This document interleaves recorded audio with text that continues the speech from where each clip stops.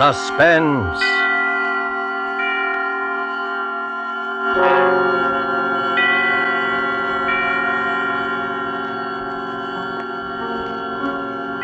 This is the Man in Black, here to introduce Columbia's program, Suspense. In Hollywood this evening, our two distinguished stars are the lovely actress Margot and the polished young actor from Holland, Mr. Philip Dorn. A story by John Dixon Carr dealing with strange, very strange happenings aboard an ocean liner and called Cabin B-13 is tonight's tale of Suspense. If you have been with us before, you will know that suspense is compounded of mystery and suspicion and dangerous adventure. In this series are tales calculated to intrigue you, to stir your nerves, to offer you a precarious situation, and then withhold the solution until the last possible moment. And so with Cabin B-13, and with the performances of Margot as Anne Brewster and Philip Dorn as Dr. Karl Heinrich, we again hope to keep you in suspense.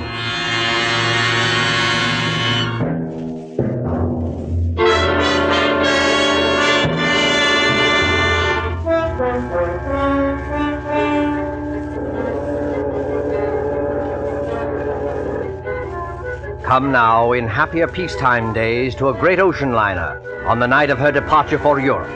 There she is at the West 22nd Street Pier, the 25,000-ton Moravania of the White Planet Line. Smoke from her three funnels coils up lazily in mild October air. You can see the decks, white and shiny like shoeboxes, and the string of lights along them, and the band standing by on A deck to play her out. You can hear the murmur of an excited crowd and the rattle of the steam winches as cargo is lowered into the hold. You can see the bustle of activity and the second officer standing at the head of the gangplank as two rather late passengers hurry through the customs shed towards that gangplank. It's all right, Ricky. We are not too late. No, and I thought we'd be in time. A honeymoon in Europe. 3 whole months with nothing to worry about. That's right, dear. And you've been my wife for, let's see, practically 5 hours now. I believe the correct phrase is, it was so sudden, Mr. Brewster. So sudden that we have to travel on our own passports instead of a husband and wife one.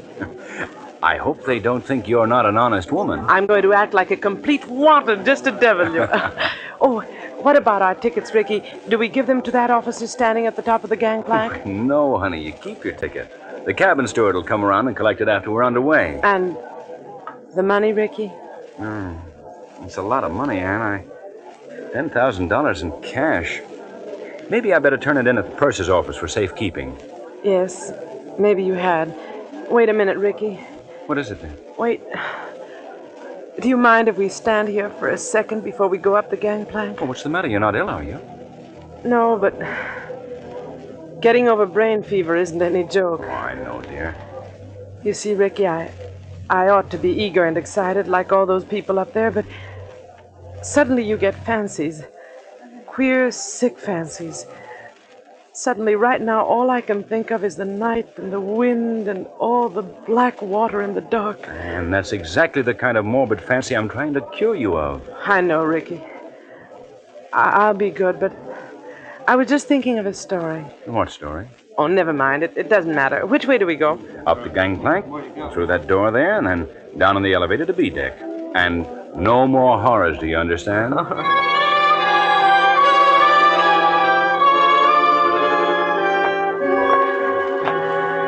Here we are, Anne. B deck and cabin number...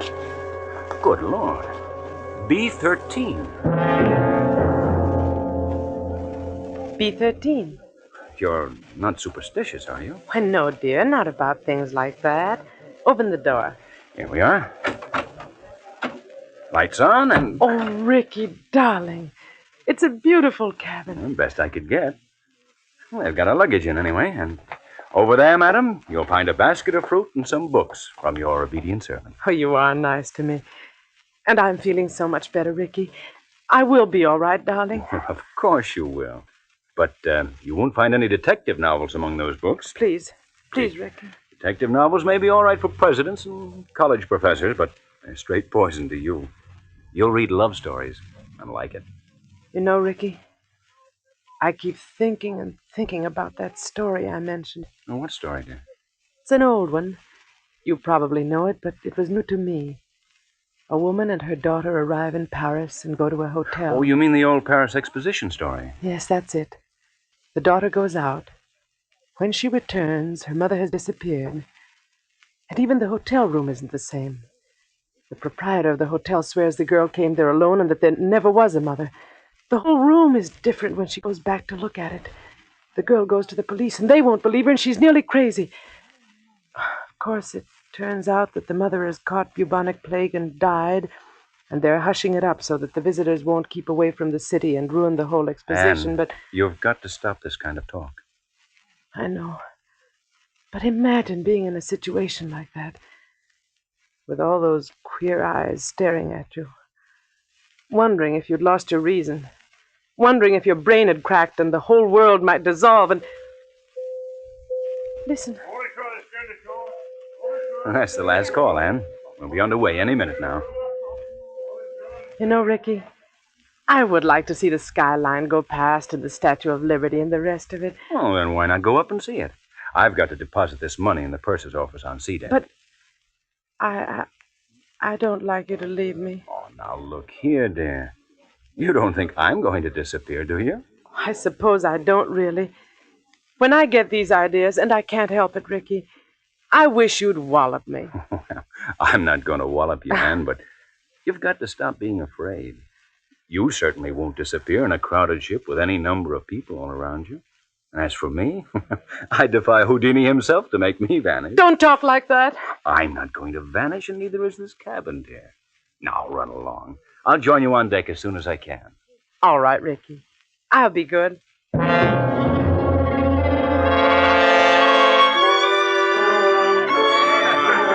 In with your gangplank! In with your gangplank!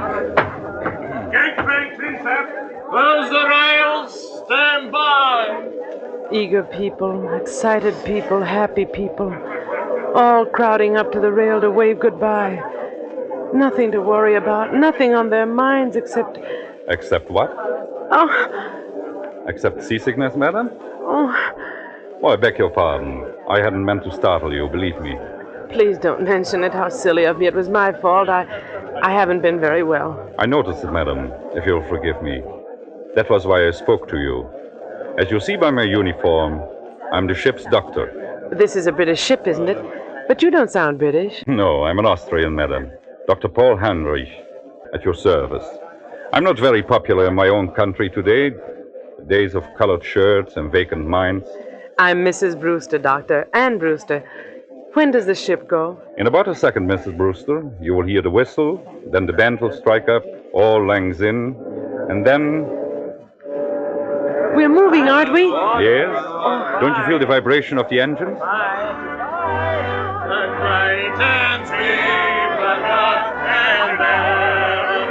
Goodbye, Tommy. Take care of yourself while I'm Come on, dear. I'll see you at Christmas. Whoa! The key to the car is in the living room table drawer. If you go out with any blocks, Tommy, I'll kill you when I get back. Goodbye, The living room, Susie. Yes, dear. Of course I'll behave myself in Paris. Say, what time does the bar open aboard this time, huh?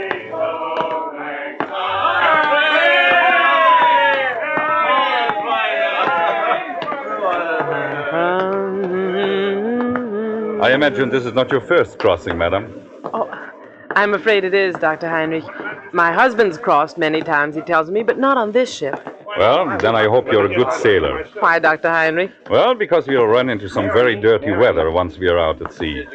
October is a very bad month for traveling. Well, if I do get seasick, Doctor, I'll rush straight to you, and I'll expect to be cured. Let me tell you a secret, madam.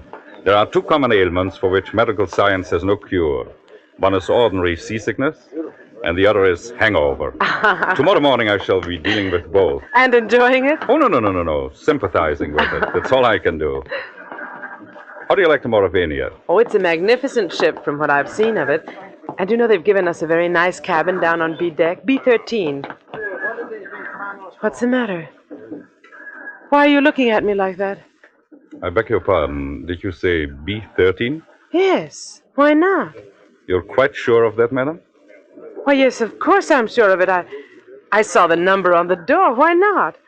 Well, because Go on, Dr. Heinrich. Because there's no such cabin aboard a ship. I'm not joking, Mrs. Brewster. You see, some people are superstitious. Many ships, like this one, omit number 13 on each deck. You must have been mistaken. What are you trying to tell me? Do you think I saw something that wasn't there? No, Mrs. Brewster, not at all. Then come along with me. I'll show you. I'll prove to you that there is a number 13. Will you come along? Yes, Mrs. Brewster? I think perhaps I had better escort you.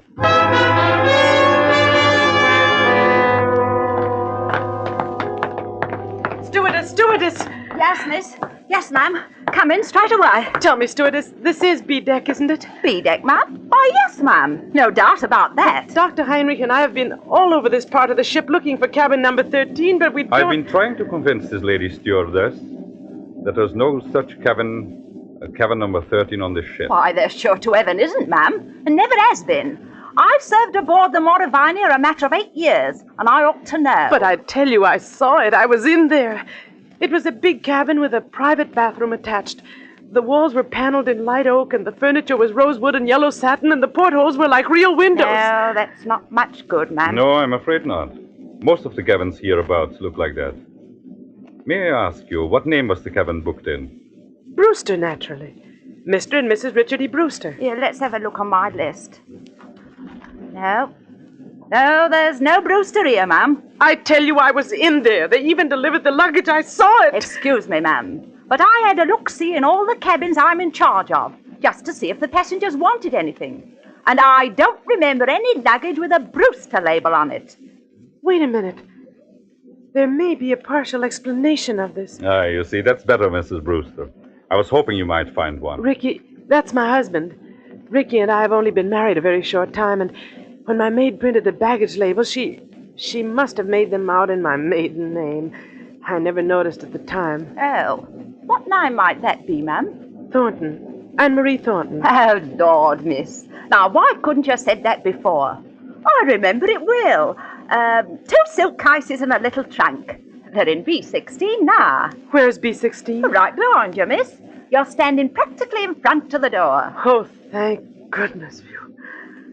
Oh, yes, but, what about my husband's luggage? There's no gentleman's luggage in that cabin, miss. Your husband's or any other gentleman's, if you know what I mean. I won't stand for this. Where's Ricky? What have you done with Ricky? Please, Mrs. Brewster. There's one easy way to settle this. Settle it? How?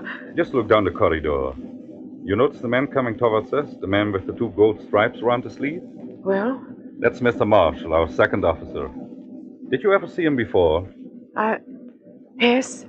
Yes, of course I have. He was standing at the top of the gangplank when Rick and I got aboard. Exactly. So he might be able to tell us something. Oh. Mr. Marshall? Mr. Marshall? Yes, Doctor, what's up? Would you mind coming here for a moment? Well, not at all, old boy. Always glad to oblige a chap who may have to cut me up at any moment, eh? What may I do for you? Take a good look at this young lady. And tell me, have you seen her before? Seen her before? My dear chap, if I had overlooked, the young lady will pardon me, I know, a passenger as charming as this lady is, I would be less of the gentleman than I fancy myself, eh? You saw her coming aboard tonight? Oh, yes, certainly. And, of course, you saw the gentleman who was with her. The gentleman who was with her? Yes. But there was nobody with her, old boy. You're quite certain of that, Mr. Marshall? My dear doctor, she was the last of them to come aboard. I'll take my Bible oath there was no other passenger with her, or ahead of her, or behind her, if it comes to that. You're lying to me. Please, Mrs. Brewster, lower your voice. I know what it is. It's the old Paris trick, like in the story. But you won't get away with it, do you hear? Now, look here, madam. I'll go to the purser, I'll go to the captain. Oh, dear Father in heaven, won't anybody believe me?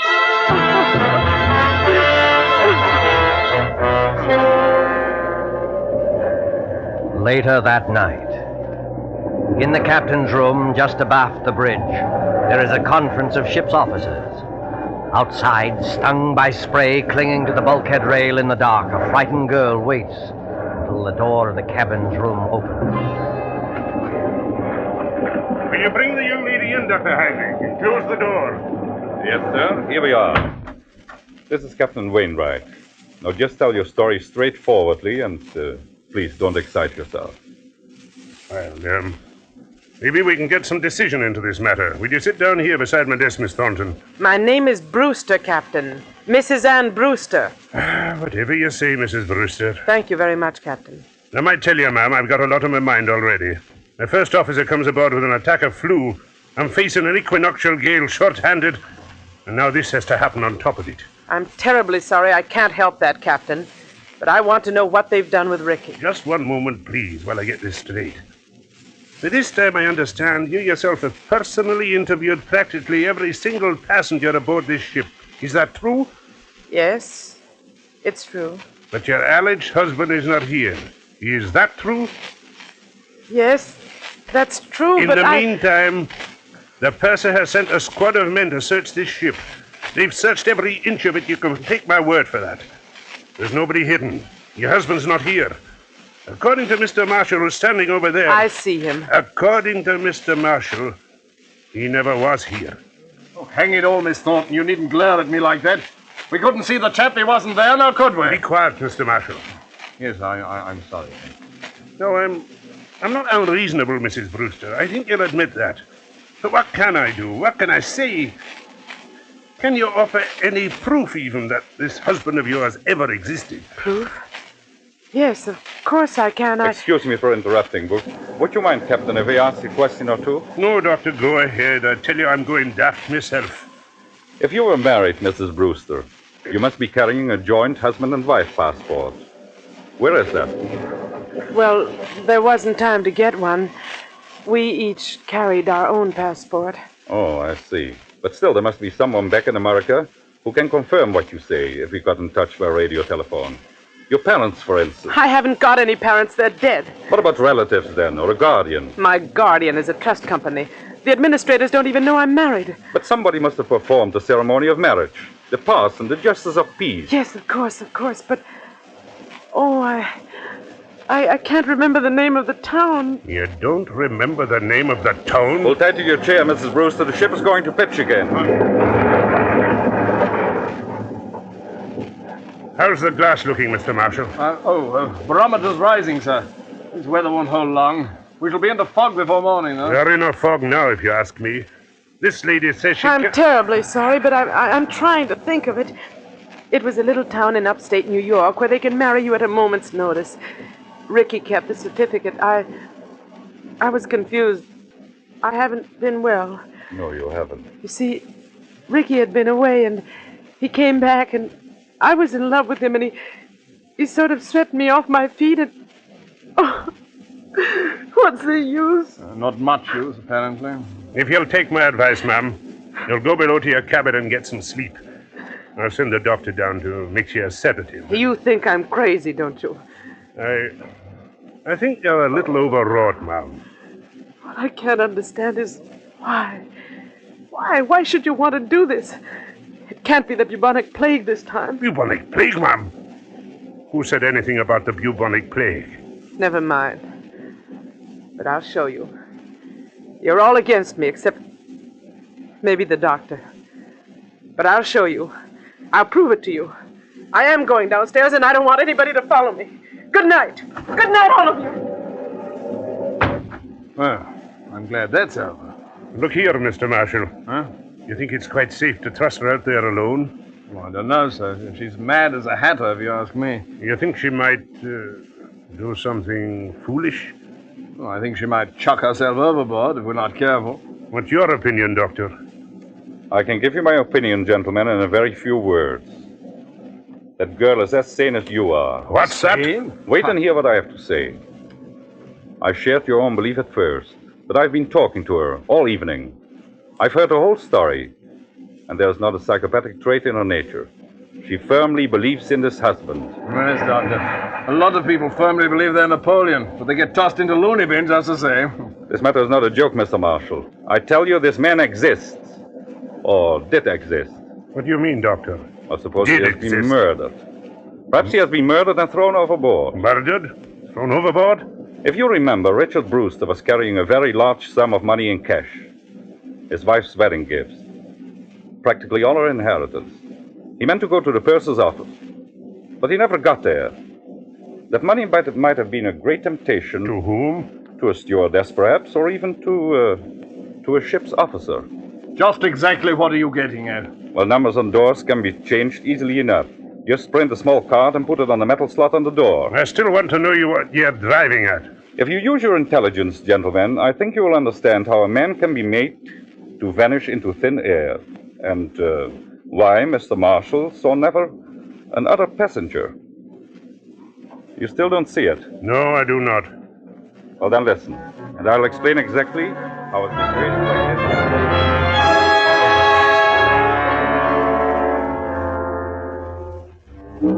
4 o'clock in the morning. 4 o'clock, the hour of suicides and bad dreams. The gale has subsided, the sea is calm.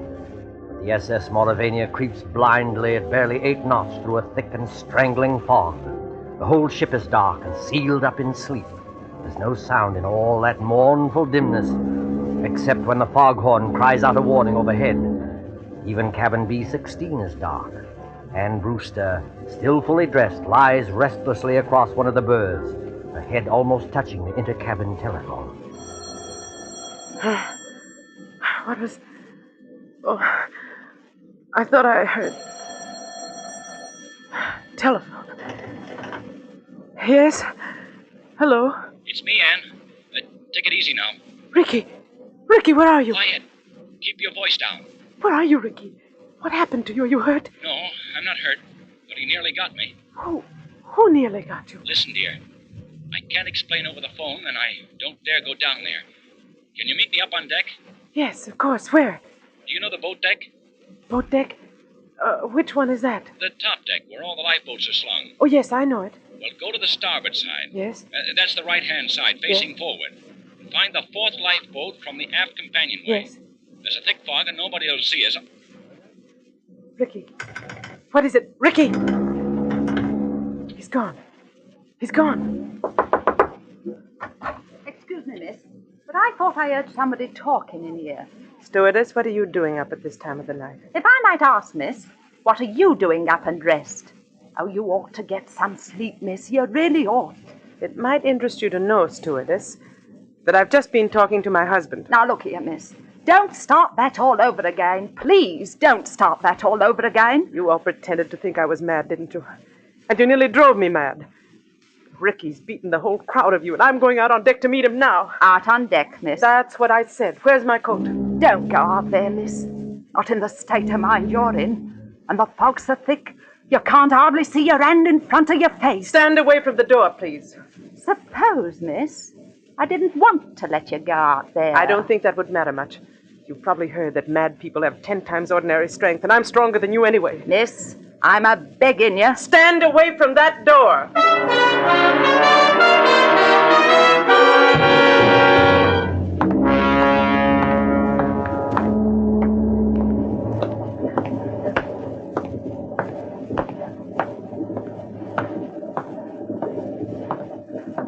1, 2, 3rd. Anne, is that you? Yes. Ricky. Ricky, darling, where are you? Here, duck your head under the lifeboat. Here, take my hand. But isn't it horribly dangerous out there on the edge? There's no railing along the side of the ship. Don't worry, Anne. I won't let you fall. Look out! Oh, went overboard here. We're well aft near the propellers. The suction would carry into the propeller blades and... Now, listen. I can't hear anything except the foghorn. Yeah, but I can. There's somebody walking along the deck. And I can see a flashlight moving in the fog. You're quite right, my friend. You can see a flashlight moving in the fog. Dr. Heinrich, what are you doing here? At the moment, young lady, I'm covering both of you with a revolver. Please don't move. So, you were in the conspiracy, Dr. Heinrich. May I ask you what conspiracy? The whole ship's conspiracy to say Richard Brewster didn't exist. My dear young lady, you can set your mind at rest. There never was any ship's conspiracy against you. The people you spoke to were perfectly honest. Including Mr. Marshall, I suppose. Yes, including Mr. Marshall. And what is this all Stand about? back there. I suppose he was telling the truth when he said nobody came up the gangplank before or after me. I beg your pardon. That was not what he said. He said no passenger came up the gangplank at this time. Well, what's the difference? A great crime is arranged for tonight, young lady. No less a crime than murder. Murder? Who's going to be murdered? You are. What? That, I repeat, is a scheme. But there is no conspiracy and only one criminal. Oh. And who is the criminal? The criminal is the man standing beside you. Your so-called husband. Ricky? Oh, you don't know what you're saying. I think I do. Marshall, of course, did see someone walk up the gangplank, loitering behind you. But he never dreamt of associating the person in any way with you. He saw a ship's officer returning from shore leave in civilian clothes. A ship's officer? Yes. The man you call your husband, his name isn't Richard Brewster. His real name is Blaney. And he's the first officer of the Mauravania. Are you trying to tell me that... The captain that can identify him. He's actually British, though he can fake an American accent very well. He has already got a wife in England, and he is planning to join her with the $10,000 he got from you. I don't believe it. I don't. Ricky, why don't you say something? Oh, he planned it very cleverly, I must admit. He never let you know he was ship's officer, did he? He's been away for some time, naturally, so he persuaded you to marry him in a hurry. Ricky, is this true? He has the money, you see. All he did was hang a dummy number on the cabin door, remove it later, put on his uniform, and walk away with his own luggage. But Captain Wainwright told us that the first officer had come aboard tonight with... With a bad attack of flu, yes. Our friend couldn't be seen in public until after he disposed of you. The best thing was to convince everybody you were insane, as he did. Then, when you went overboard tonight... They would all believe it was suicide. Exactly. But I began to suspect this Brewster, because you quoted him as telling such an obvious lie. He said he had never traveled in the Mauravania, yet he could direct you all over the ship, and even knew where the purser's office was. So I went to his cabin, found it empty, searched, and found your $10,000. Look out, Dr. Henry! Put it down, you fool! Put it down! Oh! He's overboard! You shot him! You shot him! Those shots, my dear, never touched him. Never touched him? No. The weight of the iron carried him over backwards when he lifted it. It was the weight he was going to use to sink your body. Ricky! The propellers! The ship's propellers! Yes, they suck you under. Oh, Doctor. Doctor, I can't stand this. It won't be easy, my dear. It won't be easy, I know, but believe me, this way is better.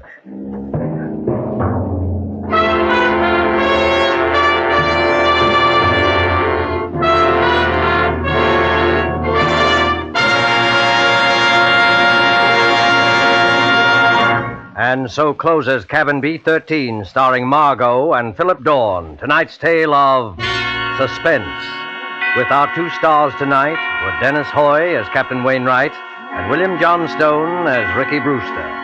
This is the Man in Black who conveys to you Columbia's invitation to spend this half hour in suspense with us again next week, same time, when our star will be one of the screen year's most sensational newcomers, Mr. Gene Kelly. Mr. Kelly will be supported by Hans Conried and William Johnstone. The producer and director of Suspense is William Spear, who with Lud Gluskin and Lucian Morawick, conductor and composer, and John Dixon Carr, the author, collaborated on tonight's Suspense.